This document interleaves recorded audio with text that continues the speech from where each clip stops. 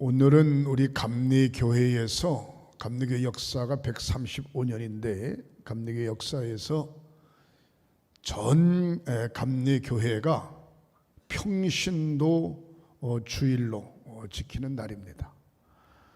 평신도 주일로 지킬 때 보통 사회, 기도, 성경 봉독, 특별 찬양, 설교는 초청해서 하고 헌금 기도, 광고 이런 걸 다 평신도들이 하는데 특별히 코로나19 때문에 대표 기도만 사평총무이기도 하고 우리 교회 장로님이신 권영준 장로님이 편인상 기도했습니다. 우리 감리교회에서 42회 평신도 주일입니다. 평신도 주일날 주제가 뭔고 하니 한번 따라 하시겠습니다. 정결한 마음, 정직한 영성. 정결한 마음과 정직한 영성을 회복하자라고 하는 게 제42회 평신도 주일의 주제입니다. 정결하다라고 하는 이야기는 물로 따지면 정수된 물과 같다. 공기로 따지면 정화된 공기와 같다. 옷으로 따지면 깨끗이 빨아 세탁한 옷과 같다. 여러 가지 의미를 이야기할 수 있는데 저와 여러분들의 마음이 변함이 없는 정결한 마음, 정결한 마음, 거짓, 이기심, 질투, 사기, 불평, 불만 이런 것이 가득한 시대에 정직한 마음, 정결한 마음, 정직한 영성 회복시켜 주시옵소서. 그런 믿음의 마음들을 가지시기를 주님의 이름으로 축원합니다. 교회를 가리켜서 뭐라고 이야기하는 거 하니 예수를 나의 구주로 고백하고 보혜사 성령을 받은 사람들이 모여 있는 성령의 공동체다. 그렇게 이야기합니다. 교회는 갯모임 하기 위해서 모인 게 아닙니다. 교회는 무슨 사업을 만들어 가기 위해서 모인 게 아닙니다. 교회는 친교하는 친목단체로 모인 게 아닙니다. 교회는 성령 충만한 사람들이 은혜를 사모하고 하나님의 영광을 위하여 성령으로 모여진 단체, 바로 성령 공동체임을 믿으시기를 바랍니다.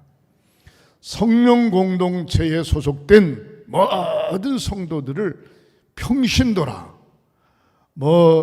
교회 나온 지 얼마 안 됐든지 집사님, 권사님, 장로님, 심지어 목사까지 성령 공동체의 평신도라, 평신도라고 이야기한다면 사랑하는 성도 여러분, 성령 공동체로 모여 있는 저와 여러분들이 어떻게 하면 사역을 잘 감당할까?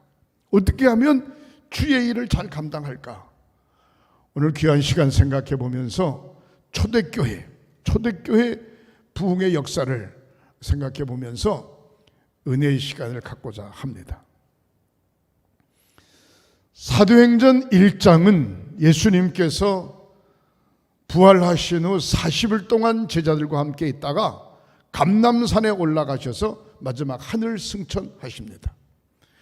거기에 가룟 유다를 뺀 예수님의 11명의 제자와 많은 사람들이 예수님이 승천하는 그 모습을 목격하죠.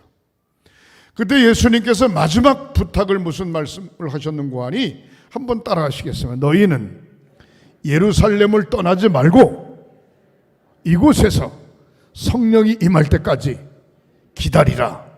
그 말씀을 하셨습니다. 예루살렘이라고 하면 오늘로 말하면 교회를 의미하는 겁니다.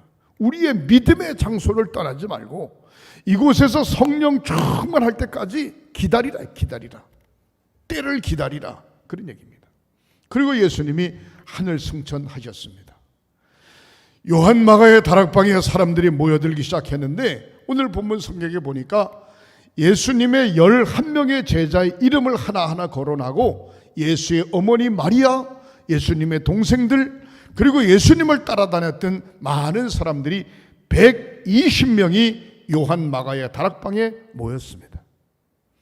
예수님 말씀대로 이곳을 떠나지 말고, 예루살렘 떠나지 말고 성령 받을 때까지 기다리라, 그런 얘기거든요.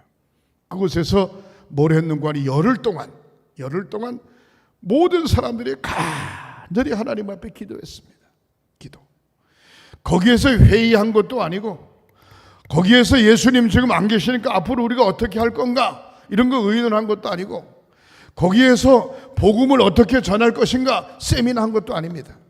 그냥 열흘 동안 기도만 했어요. 기도만 열심히 했더니 하늘문이 열리면서 보혜사 성령이 불같이 바람같이 거기에 모여있는 120명의 모든 사람들에게 임했어요. 그러고 난 다음에 예수님의 11명의 제자들이 무슨 생각을 했는가 하니, 가룟 유다라고 하는 사람은 예수를 은 30에 팔고 그 은 30을 가지고 밭을 사는데, 그 밭의 이름을 아겔다마 피밭이라 이야기했는데, 가룟 유다가 늦게 아이고 내가 이거 잘못했구나, 회개한 게 아니라 잘못했다는 거예요. 그렇게 생각을 하고 바로 자기가 산 피밭에서 목을 매서 자살했어요. 결국은 거꾸로 떨어지면서 배가 터져서 창자가 나와 죽었는데 비참하게 인생 끝난 거죠. 그래서 예수님의 제자들이 뭐라고 이야기했는가 하니, 우리와 함께 예수님을 따라다녔던 사람들 중에, 우리와 함께 기도했던 사람들 중에, 우리와 함께 기적을 보고 이적을 보고 체험했던 사람들 중에 요셉이라고 하는 사람, 그리고 마띠아라고 하는 사람 둘을 뽑아서 이 중에 한 사람을 제비를 뽑아 가룟 유다 대신 12명의 사도에 들게 하자. 그렇게 해서 제비를 뽑았어요. 둘을 다 좀 심하게 표현하면 12명은 어떻고 13명이면 어떻습니까? 그냥 둘 다 그냥 사도들의 반열에 집어넣어서 13명 하면 될 텐데, 그래도 예수님이 선택한 제자들이 12명이니까 가룟 유다는 제하고 없어졌으니까 한 사람 뽑자. 그래서 제비를 뽑았는데 누가 뽑혔는가 하니 마띠아라고 하는 사람이 뽑혔습니다. 마띠아가 예수님의 12명의 사도의 반열에 들어서게 되고, 성령 충만 받은 이들이 이제는 요한 마가의 다락방에 모여서 기도만 하는 것이 아니라 바깥으로 뛰쳐나가서 열심히 복음을 전하기 시작했습니다. 12명에서 70명, 70명에서 500명, 500명에서 700명, 3,000명, 5,000명 이런 식으로 교회가 막 기하급수적으로 성장하는 모습을 볼 수가 있습니다. 여러분, 우리 횡성교회가 앉을 틈이 없이 꽉 차면 2층까지 1,300명 정도 찹니다. 더 바싹 조여서 앉으면 1,500명 정도 됩니다. 1층 소예배실까지 차면 1,800명 정도 앉아서 예배 드릴 수 있습니다. 우리 여선교 대회를 해봤기 때문에 압니다마는, 그렇게 하고 난 다음에 점심 식사할 때는 식당이 너무 부족해서 아수라장이 되는 거예요. 지난번에는 도시락을 만들어서 하나씩 다 나눠줬더니 그냥 쉽게 식사를 나눌 수 있었습니다. 1,800명? 그냥 1,800명 그럼 아무렇지도 않은데 한번 생각을 가만히 해보시기 바랍니다. 내가 특정한 교회를 지목을 해서 죄송합니다만, 이건 한국 감리교회 소문난 교회니까. 제가 2004년, 2007년까지 서울 예광교회에 있었는데 그 지방이 동작지방이고 서울 남년회였습니다. 같은 우리 동작지방, 우리 교회 새로 등록하신 김상현 장로님은 흑석동 제1교회 장로님이셨습니다. 그때에 제가 거기에 올라갔더니만, 담임 목사가 되어 부임하러 올라갔더니만, 그 상도교회라고 하는 교회가 노량진 사거리에 우뚝선 동산에 우뚝선 교회가 있는데 가장 서울 남년에서 좋은 자리를 차지하고 있습니다. 땅이 아마 몇천 평 될 겁니다. 땅이. 근데 안타까운 것은 제가 거기에 딱 올라갔더니 그 교회가 반쪽이 나가지고 계속 싸우는 거야. 야당 여당 합해가지고 계속 싸우는 거야. 그때 제가 2004년도에 올라갔을 때 수년 동안 싸워. 수년 동안 어느 정도로 심각하게 싸우는 거 아니, 양쪽에서 조폭을 동원해가지고 교회를 뺑 둘러싸서 자기들이 싫어하는 사람 못 들어오게 막. 그러니 그거 일주일에 한 달에 나가는 돈이 얼마나 많이 나갑니까? 기가 막힌 노릇이죠. 예?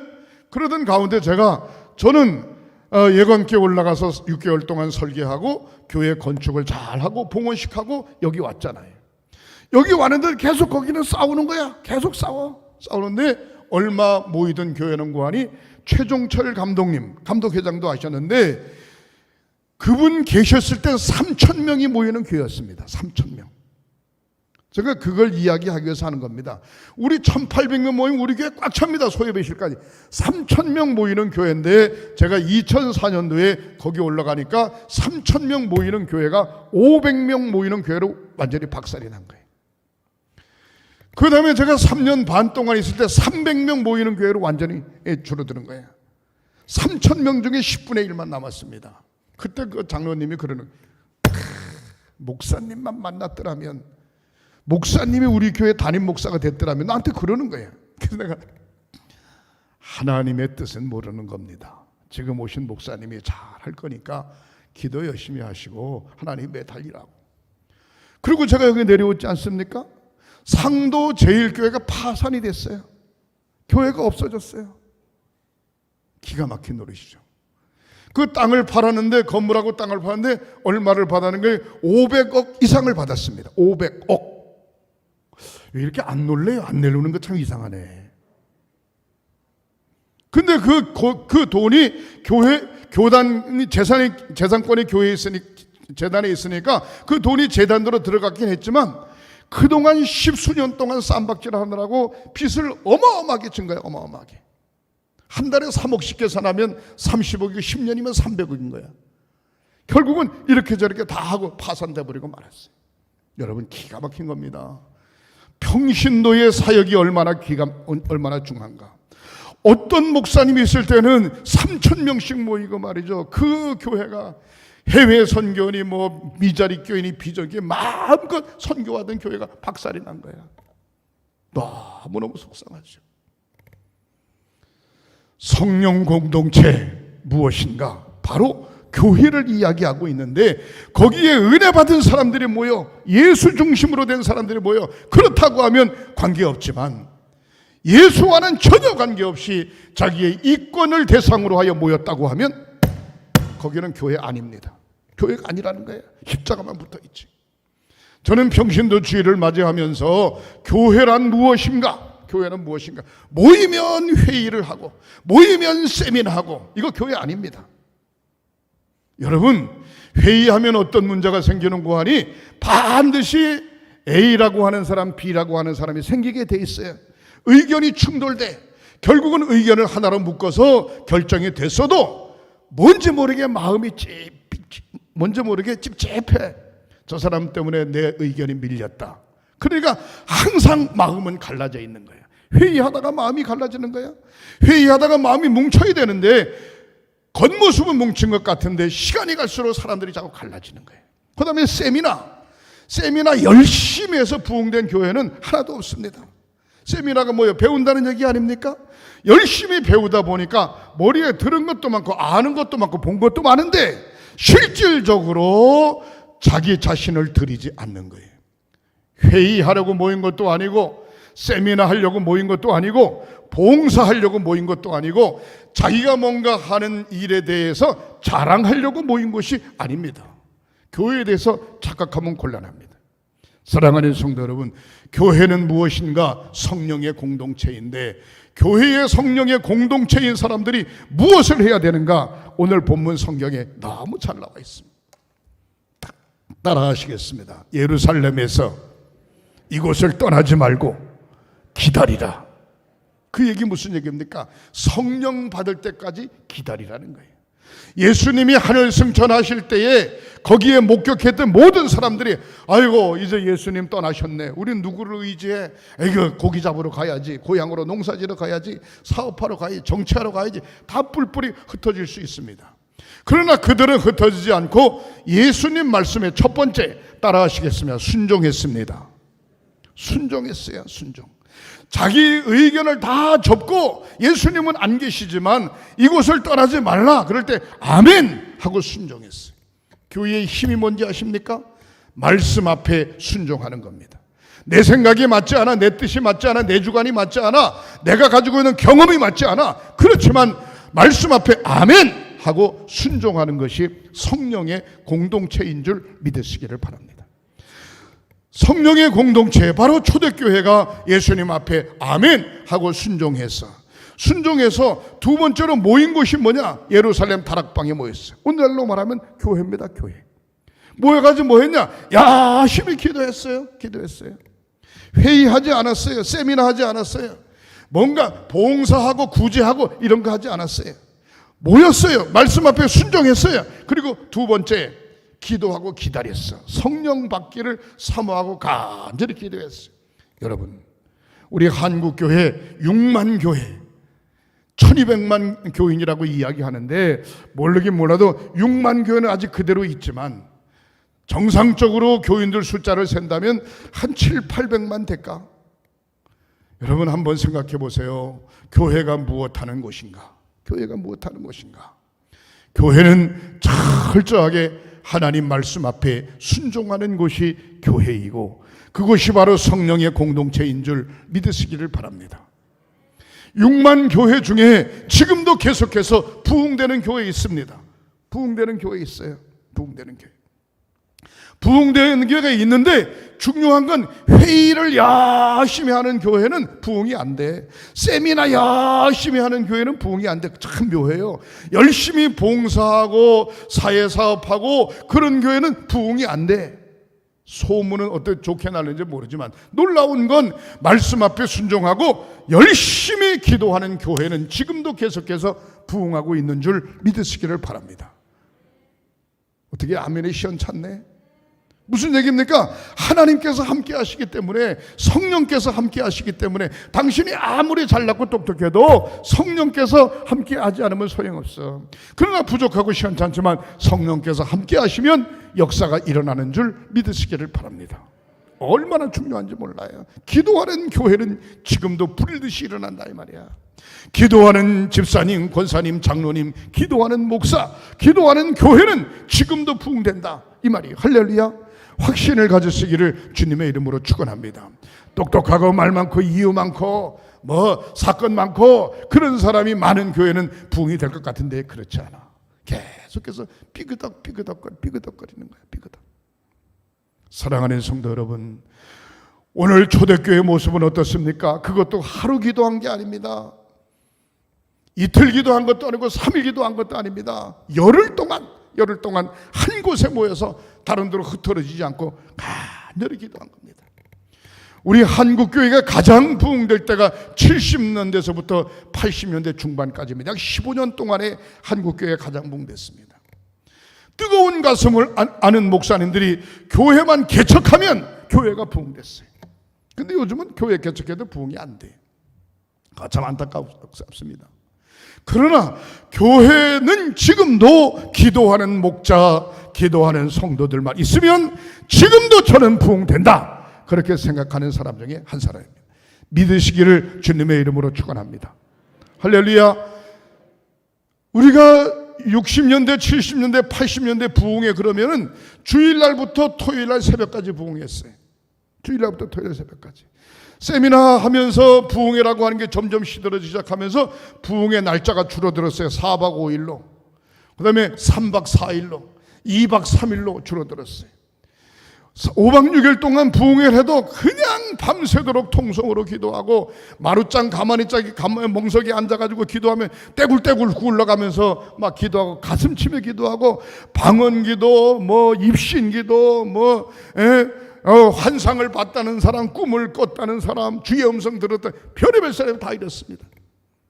근데 언제부터인가 중요한 건 예배 시간이 점점점 줄어들고 부흥의 집회 시간이 점점점 줄어들다 보면, 부흥사가 옛날에 3시간, 4시간씩 목에 터져라 하고 설교를 했는데 이제는 1시간만 넘어가면 시간 보는 거야.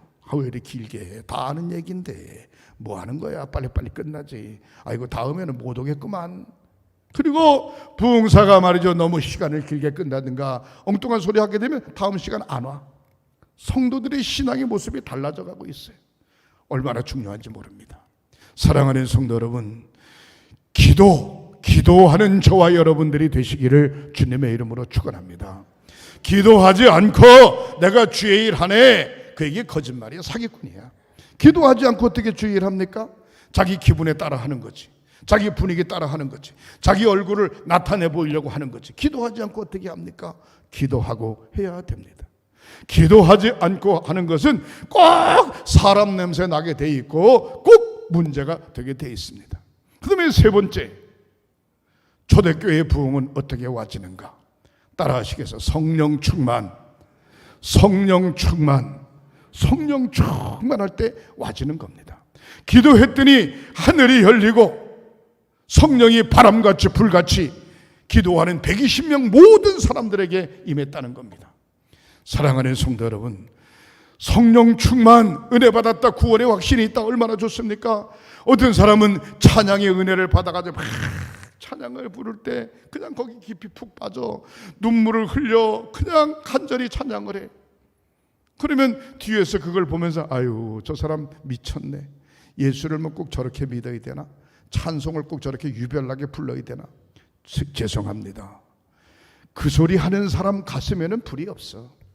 그러나 그 소리를 만약에 찬송하고 기도하고 막 할 때 그 소리를 만약에 들으면 그 사람한테 찬물 끼얹는 거야. 찬물 끼얹는 거.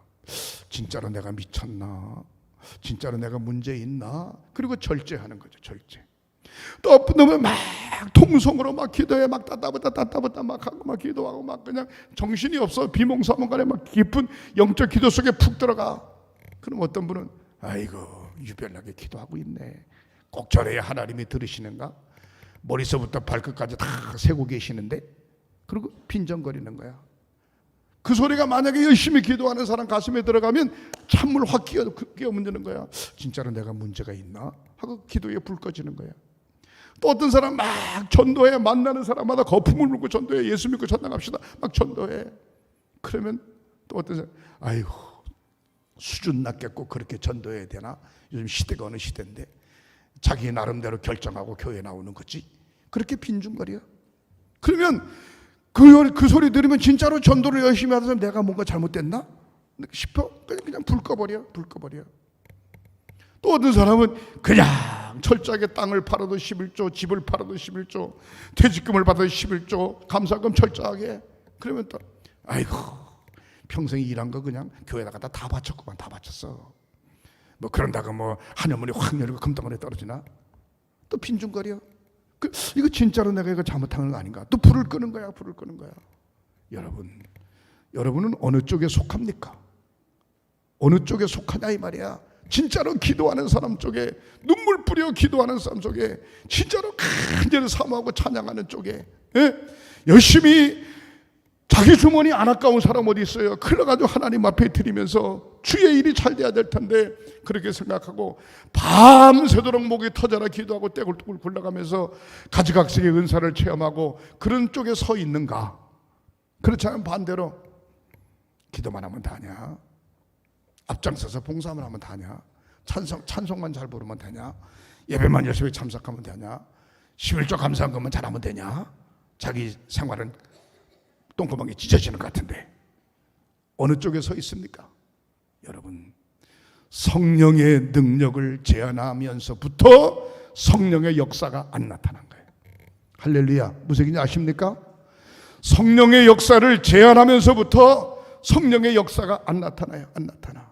저도 부흥회를 다닐 때 전도사 때부터 부흥회 다녔으니까 전도사 때도 집회 끝나고 막 안수하면 아픈 사람이 막 낫는 거야. 근데 어느 때부터인가 안 되는 거야. 왜 그럴까? 빈정거리는 사람한테 그런 집회식은 잘못된 거야, 어쩌고 저쩌고 하는 사람들 때문에 의기소침해지는 거야. 옛날엔 부흥회 다닐 때 봉투만 딱 들으면 성경 구절이 확 떠올라요. 성경 구절 딱 들으면 그 성경 구절을 그냥 이야기해 주는 거야. 근데 어떤 분은 목사님 영빨이 대단하네, 이런 분도 있는가 하면 어떤 교회 부흥회 집회 가면 목사님 꼭 집회를 그렇게 해야 됩니까? 그러는 거야. 그러니까 안 하기 시작하니까 지금은 헌금 봉투를 들어도 성경 구절이 안 떠올라. 무슨 얘기를 제가 하고 싶은지 아십니까? 성령을 제한받기 시작하면 성령께서 역사가 안 일어나는 거야. 예? 아픈 사람을 위해서 제가 기도원도 하지 않았습니까? 안수기도 하면 그냥 건강 벌떡 일어나는 거야. 근데 중요한 건 뭔고 하니, 나에게 대해서 확신이 없고 믿음이 없어서 내가 기도하면 역사가 안 나타나는 거야. 무슨 얘기를 하고 싶은 거 하니, 성령의 역사를 제한하면 안 됩니다. 할렐루야. 따라하시겠습니다. 기도의 역사, 섬김의 역사, 드림의 역사, 봉사의 역사, 찬양의 역사. 누구든지 다 사명이 달라요. 어떤 분은 기도 열심히 하는 분이 있고, 어떤 분은 노래 잘하는 분이 있고, 어떤 분은 열심히 헌금 잘하는 분이 있고, 어떤 분은 봉사 잘하는 분이 있고. 그러니까 남의 일에 대해서 빈정거릴 거 없어요. 그들이 가지고 있는 소명이 있어. 거기에 영적 불을 막 붙이는 거야. 막 붙이는 거야. 할렐루야. 그럴 때 성령께서 불일 때 더 그 막 역사가 기하급수적으로 늘어나게 돼 있는 것입니다. 성령의 공동체란 뭐냐? 무엇인가 하기 위해서 회의하는 게 성령의 공동체가 아니라니까. 하나님의 말씀에 순종하고 철저하게 그 목표를 놓고 하나님 앞에 기도하고, 그 다음에 성령 받고 주변에서 누가 뭐라든지 관계없이 말씀 따라 앞으로 가는 것, 바로 그게 성령의 공동체야.